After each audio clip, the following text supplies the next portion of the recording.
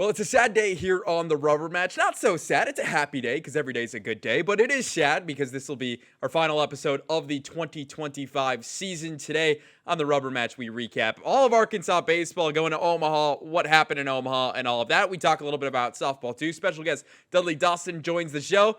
And as always, welcome into a brand new episode of The Rubber Match. I'm your host, Evan Kamiko. First of all, before we even start, I want to thank everybody who's been following along all season. They got a bunch of coverage in Omaha, got even more before that. It's been a blast doing this show since March, but I'll give a final hurrah much later in the show. I don't think anyone wants to hear my final hurrah, but you're going to hear it. So let's get into our normal housekeeping stuff that we always do. First, we'll talk about what happened in Omaha.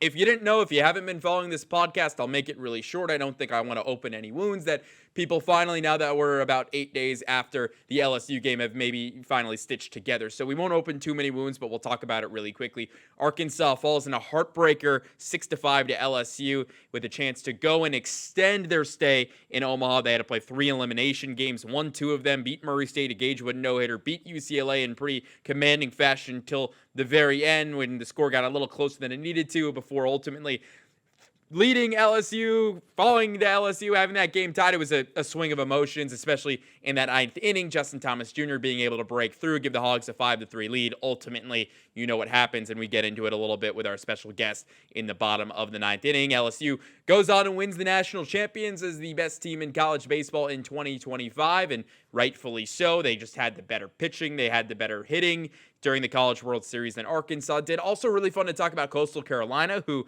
LSU ended up beating. They had a great season, and I know everyone on my TikTok was coming at me because I wasn't a big believer early on in Coastal, and then I changed my prediction 2 weeks ago. Was wrong that Arkansas would win the whole thing, but I did get it right that that team would beat Coastal Carolina, so I will take some joy in that. But let's do our housekeeping as we round out and do some of our stats for the entire season. We'll start with the Golden Spikes winner and his brother Dinger count. This is the Aloy Dinger count. The two of them ended the season with 34 combined home runs.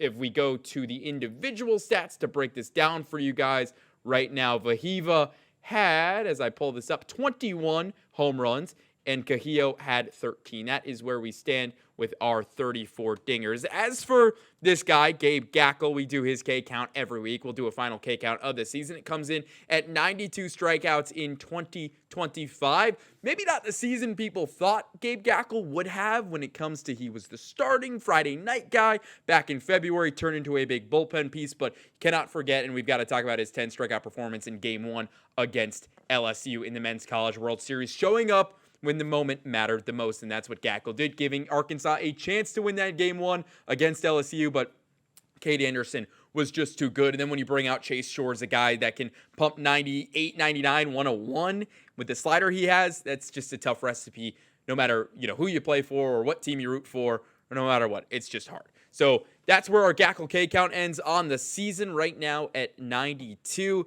He should be, and Dudley and I will get into this a little bit, the Friday night guy next year. But again, we'll tease ahead to that. You can hear that coming up in just a moment. As for our field view full screen, that I'm going to bring this up right now. This is what's going to be interesting, and this is where we'll talk for a quick second, because this is pretty much the lineup that we've had the last, 6 to 8 weeks. And now it's going to be what comes next. Again, Dudley and I get into that. We talk about some of that. But right now, you're probably going to lose your entire outfield. You're going to lose Viva Aloy. You're going to lose Zach Root on the mound. Brent Iredale, a big question mark right now. So there's a lot of questions around this, but the good news is Kahillo Aloy is going to be set to return. Cam Kosel set to return. Reese Robinette should return as well. Ryder Helfrich, another name that is going to be back. Not to mention you get Nolan Soua back. So it'll be really interesting to see how this field and the dynamic works in 2026. But there's a long way to go. The transfer portal is only just heating up right now. So there's a lot of fun questions that we're going to get to answer over the next couple of weeks. But that's been our field view of 2025. So without further ado, I'll waste no one else's time. Let's get into that interview with Dudley Dawson. That's coming up on the other side of the break. Stick around. The rubber match continues after this.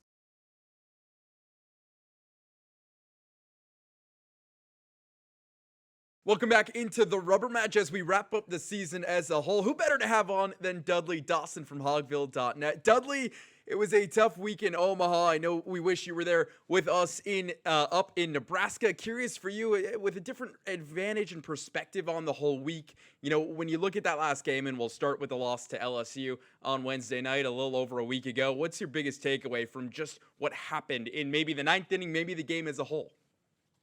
Yeah, it's amazing. I had to stay here, had some health issues, but feeling better now. But did have, as you said, a unique perspective and watching it on TV. There's something to be said for that, and also listening on radio. Got several different aspects. It all boils down to one thing. They had it won in the ninth inning. It would have been an incredible comeback. Would have been something that would have become the narrative, and would have moved them on to the next game, and maybe they would have played for a national championship. But it didn't happen, and it just makes you wonder what in the world was going on. A couple of plays that normally these guys made all year just didn't make it the ninth inning. Was there a play in specific, obviously, outside of the Charles Davalon play, right? Because that's the play that everyone wants to talk about where he fell down and he slipped. Was there a moment? Was it maybe the bats early on that could have gotten going? Was it, Cam Kosel, ball goes off his glove and then Jared Jones is able to walk him off? Or was it the Viva Aloy potential double play opportunity? Do you have a specific play where outside of the Davalon play that everyone's talking about that you want to kind of point to or could point to? Or is it just one of those games where, at least when Dave Van Horn spoke after the game, he just goes, baseball's a funny sport. It'll, you could love it and then it'll rip your heart out. Yeah, it sounds crazy to criticize the best college player of the year. Mm-hmm. But I did think when it was hit that it would have been a double play. The game would have ended. I thought he should have gone to second. I don't know if the pressure got to him or, he saw that runner flash in front of his face and just wanted to get that out. But that, I think, we point back. Davelin's play is not a factor if you get the double play there. They had a slower runner going, and I think that is the play I'll look back on. But they wouldn't have been there, obviously. It wouldn't have been for V. Yeah, absolutely. And you could say the same thing about Charles Davalon. They're both first team all SEC players and rightfully so. But again, it's funny because baseball works that way, right? It's fun and it's great when you're winning, and you've had the highest of highs in Omaha when Gage Wood threw the no-hitter against Murray State, and then 3 days later, your season's over. When you look back at the Omaha trip as a whole and the season as a whole, what are you going to remember most about this team? Yeah, I think that what I'm going to remember most is the pitching coming together at the end. It's hard not to look back on that day. Gage Wood. I mean, the dude made himself a lot of money. He put his team in position to get to the finals. I've already seen Keith Law of the Athletic mentioning him as an arm that could be drafted this summer, be in a bullpen, somebody's bullpen by the end of the year in the major leagues. I think maybe that'd be a little much.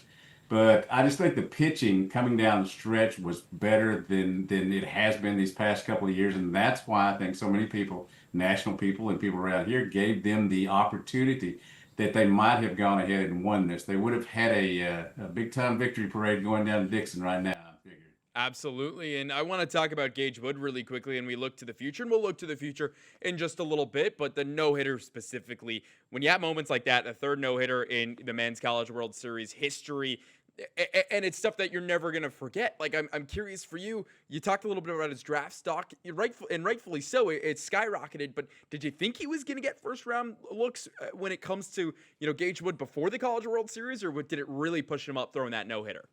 I got to be honest. I when he first started appearing in the mock drafts in the first round, I was thinking, really? I mean, I like the kid. He's shown really good stuff at times, but he hadn't stayed healthy. And but he's made 6, 7 appearances this year when they started projecting him in the first round. So I was really surprised. Yes, he has the stuff, but I didn't know that. A lot of times the major league scouts and clubs will take it on projectability, and obviously he put it all together that one day that solved any questions they had about him and just put him in the spotlight. It put Arkansas in the spotlight. Arkansas did not win the national championship. That was the goal. But they will be a better baseball team next year and down the line because of the publicity they got that day. Absolutely. And we go from one first round pick. ESPN mocks Gage right now to 16. So the guy who's mocked 17th to the Chicago Cubs right after him, that's Viva Aloy, winning the Golden Spikes Award. Curious for you, you look at all the major, college baseball awards this year when it comes to Player of the Year. Dick Hauser, the best shortstop. It's all different guys. Did Viva winning the Golden Spikes, did that surprise you? Or were you kind of expecting that? Because I'll say it definitely surprised me. I think he certainly had a season that to qualify for it, to be one of the finalists, but I did think that probably he and Liam Doyle were probably going to split the votes. from SEC beat writers and those who voted in that. But it ended up being him, and I thought Alex Lodice might sneak in there and win it. But you have to give them the voters a lot of credit. They looked at the overall thing. I'm always I love pitchers, but I'm always a everyday guy. Players should win that type of award. Mm-hmm. They have the Pitcher of the Year awards for reasons. Give that to Liam Doyle or whoever. But yes, I was a little surprised, but certainly. I think happy for him and happy for the baseball program. And that brings up the even bigger debate when you look at not just Viva, but also with softball and Bri Ellis winning the Collegiate Player of the Year for USA Softball. What does that mean for the Arkansas program, for both really the university, that the two best players in college baseball and college softball both played every single day in and out here in Fayetteville? Here's how I can sum it up. I've been covering the University of Arkansas Razorbacks for 40 years now. And I've never had this situation develop even close to having the two best players in those two sports here. And it is something that, we shouldn't take for granted. They both had phenomenal years. Bree and V both handled the publicity that they got, great. It could have gotten overwhelming. V has always been a young man of few words, and Bree, not a woman of few words, but handled herself. And honestly, that's a great thing for not only the university but the state. It's funny that they're kind of the polar opposites of each other, where, like you mentioned, Vahiva, very quiet, very reserved when it comes to media. Bri Ellis wants to talk to you for 45 minutes to an hour, and just so cool to see kind of that. And when you have that, what does it mean for the university moving forward, and for, guys down the road who are looking to come to Arkansas baseball, and women down the road who are looking to play for Arkansas softball? How important is that of a recruiting tool when we look for the future? I think that both of the softball pickups that Arkansas picked up are here because of the season, Bri Ellis, and because of the publicity they got. Obviously, Coach Doppel and her staff did a wonderful job recruiting them, but both of them have mentioned that as a driving force. She got so much publicity. The SEC got so much publicity out of that. There are a lot of great softball leagues, a lot of great baseball leagues, but we know which one is the best baseball league in the country, and we know which one is the best softball league in the country. That's not my opinion. That's backed up by facts. Mm-hmm, absolutely. And especially baseball, you get 13 teams in the NCAA tournament. In softball, you get, I think it was still 11 or 12 also making that tournament there. Here's the thing about baseball in the SEC. If that ball doesn't drop in 2018, there would have been 8 straight SEC national champions. Yeah. And you can go back and even, because Coastal, I think, was 16, and I believe Florida was 17. And even before that, you had Vandy in 15. And you can go back South Carolina in the early 2010s, winning 2 titles. So to your point, it just shows how good this conference is in baseball. But I want to move forward. Let's talk about the 2026 roster, specifically for baseball, because look, you're probably going to lose your entire pitching staff. You're probably going to lose your entire outfield. Are there any guys that maybe could surprise people that comes back? And what's your potential outlook as we sit right here on June 26th for the 2026 team for Dave Van Horn?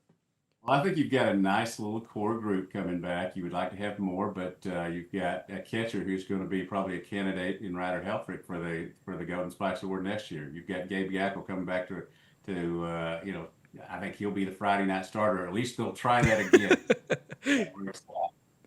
There's a lot of other pitchers that have quality arms there. I'm really excited to finally see Hunter Dietz, 6'6", If he makes a third appearance in a year, I think he's going to go. And he's made 2 appearances in each of the last 2 years because of injuries. But he's a big-time pitcher. Great potential. Looking forward to seeing that. I think, obviously we'll see what Brent Irondale does. Justin Thomas had a great, obviously, World Series on the all-tournament team. Reese Robinette will be there, at first base, or will Cam Kosel bounce over there? Nolan Souza be there at second base. There's plenty of options to put in there. They are obviously recruiting a lot of people to bring in here as portal guys. They have some really good freshmen, including Carson Brumbaugh, a shortstop infielder from Edmond Santa Fe, who they're going to have to get him through the draft. But I do think the roster is there to have a potentially really, really good team again next year. I don't want to say great because, with the portal and the amount of people coming in, they're going to have 34 roster spots this year. instead of having 50 in here during the fall. That's going to be a lot different. Injuries are going to play a major factor on the front of the college baseball landscape next year. But I do think they have the opportunity to just keep it going. And you talked about Nolan Souza and Cam Kosel because I think that's going to be one of the more fascinating debates over the next 8 months is what's going to happen with the two of them because Cam Kosel clearly showed you that he can play second base and do it on the biggest stage. Did he have some issues defensively in the College World Series when it came to turning double plays? Absolutely, but he gives you the offensive upside and Nolan Souza kind of both and, season dampened because of injuries. I'm curious, where do you think that kind of duo is going to be next year? Will they both be vying for second base or could we see Souza potentially over? Because I think we saw him back in 2024 playing a little bit of third base and obviously not shortstop because Viva was there. But do you see that as a potential that this Razorback team could go down? Yeah, I think they've recruited the Bowling Green transfer to be the shortstop. Yes. I mean, you don't see him here unless he's a two-time All-American. That Bowling Green. I think he'll be the shortstop. Cam Kosel, as Coach Van Horn said last year, could play first, second, third base, could catch if he needed to. He will find a spot on the infield because obviously he did a tremendous job there this year in taking them back home with him to the College World Series. Sousa's, as long as he hits, is going to find his way into the lineup. I think there are going to be several really good options coming in. Sherman Williams, that is a junior college shortstop who could also play in the outfield, was the defensive player of the year at the National Junior College Tournament this year. There are a lot of names on this list. And one guy I want to point out that had a phenomenal fall in scrimmages, but didn't get a chance to play, got a little hurt toward the end of that. Brenton Clark is an outfielder who I think will have the opportunity to be a starter and be really, really good next year. And I know you just broke all of that down. It's in a new article over on hogwheel.net as well as Big Trail Nation. So if you want to get that full breakdown, that's over on our website right now. Dudley, before we go, let's switch to softball really quickly and kind of talk. It's the same question I'll pose to you. What excites you about the potential that they have next year under Courtney Deifel trying to get to Oklahoma City for the first time in program history?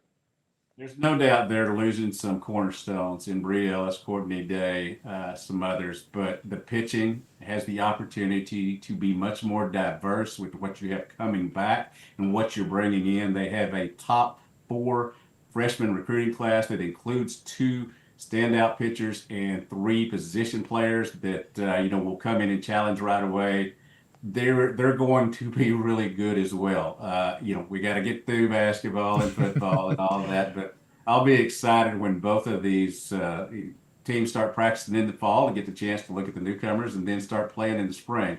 Both coaches and their staffs have built up quality programs, and I don't root for teams, but I love to watch exciting baseball and softball, and that's what I'm getting to do right now here at the tail end of my mediocre career. So as we kind of move forward, before we let you go, let's talk about next year. Let's make way too early predictions because why not? You kind of already brought up the fact that you think Ryder Helfrich's going to be the Golden Spikes winner. I completely agree. I've been pushing that narrative on this podcast the last couple of weeks that Ryder deserves more respect. So it's always fun to see him get all the tournament MVPs in the Fayetteville Regional and do what he was able to do in Omaha. But curious for you, what's the ceiling next year for both of these programs, right? Like for baseball, obviously Omaha's the ceiling, but as we stand right now, how confident are you that Arkansas can get back to Omaha for baseball and softball can get over the hump and get to Oklahoma City? I feel better about Arkansas softball's chances of getting to the Women's College World Series next year than I do Arkansas, but that is because I know much more about what the team's going to look like in softball. In baseball, I'd like to know who's coming back to pitch. Gabe Gackel, I think the accolades were a year too early. He may be the SEC Pitcher of the Year next year. He may be the Friday night starter. But I do wonder filling the other holes. Obviously got Jackson Wells out of Little Rock, Evan McElvain from Vanderbilt, but I want to see what they're going to do with the rest of the starting staff. And is Cole Gibbler going to take a step forward? Are we going to have Hunter Dietz be the guy that we all think he should be? I made a reference today. I think he's the kind of a guy that you sit there and you watch and he's so good, but he's got to stay healthy. So I want to see what the pitching's like, but I love the pitching that Arkansas has coming in softball and what they have. So right now I would give them the edge. But the guy that's coaching the baseball team, he's been there a lot, and he'll probably have a chance to get them back there. I'm just not ready to go out on that limb just yet. He only goes to Omaha every 3 or so years as the last 10, 15 years can say. So pretty good chance that they'll be back in the near future, I think, is where we can leave that. Dudley, the last thing I want to ask you before we go, when you look back on this 2025 season for both of these teams, what's one memory that's going to stand out to you and that should stand out to fans for a very long time? It's probably going to be different than a lot of people did. I've watched so many kids over the past few years go through injuries and miss the end of seasons and all that. What I'm going to remember, I think, most is Dylan Carter over this year and a half. They wore him out in 1 year. He did such a great job. And the fact that he did such a great job 2 years ago, the fact that he came back the year after that and then the year after that and gave them innings, between him and Will McIntyre, those are guys that should not be forgotten. They weren't Hagen Smith. They're not going to get the big time draft pick, but those are the guys that you have to make it to get to Omaha. You could say those guys are the heart of this Arkansas team. They understand better than anybody else what it means to be an Arkansas Razorback and wear Arkansas across their chest. Dudley, thank you so much for joining the show. We'll wrap shop here on the rubber match that's coming up after the break. Stick around. We'll be right back.